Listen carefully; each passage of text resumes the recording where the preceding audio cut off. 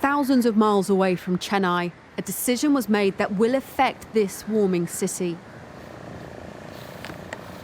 In Glasgow, India pushed for the continued use of a fossil fuel that makes climates change. Campaigner Vittozzi was at COP26 and arrived home this morning. So immediately after landing, when I got to see about the term change from phase out to phase down, it was a total disappointment. It seems like for world leaders, any world leaders, people or humanity or other life forms, nothing matters for them. It's corporates, it's business, it's money. And it includes India also. India has always occupied a rather unique space around the COP negotiating table. Yes, it's seen as an emerging and developing country, but it's also the world's third largest polluter. Historically, though, its carbon emissions compared to developed nations is still low, and that is why India has fought successfully for that change in the fossil fuel text. It's telling the world we want our fair slice of the carbon pie.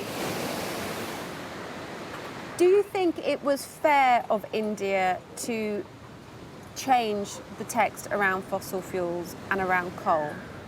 Last thing the world should do is doubt India's commitment towards the cause. We are really showing up our actions in what we are doing, but we have to be very feasible in our actions. But we definitely have to look at our other priority, which is to pull back a lot of people who still do not have the access to basics. If you look at the 10%, the global 10% of the population has consumed a large share of the carbon budget, and we still have millions under poverty. I think that's not fair. And India's poorest, without coal, would go hungry.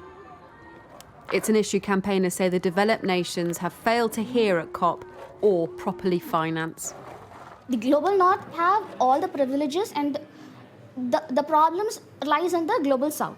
But the voices from the global south are not heard like how they have to be heard.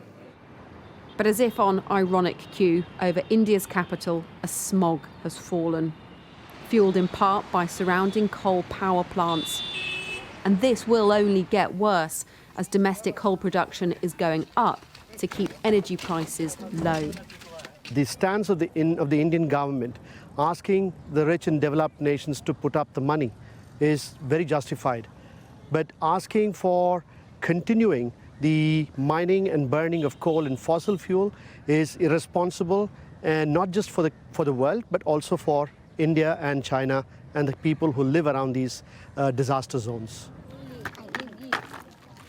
But even from these areas, there is little pressure on the government to change its position. When India does phase down coal, it'll be on its own terms and on its own timetable. Katerina Vittozzi, Sky News, India.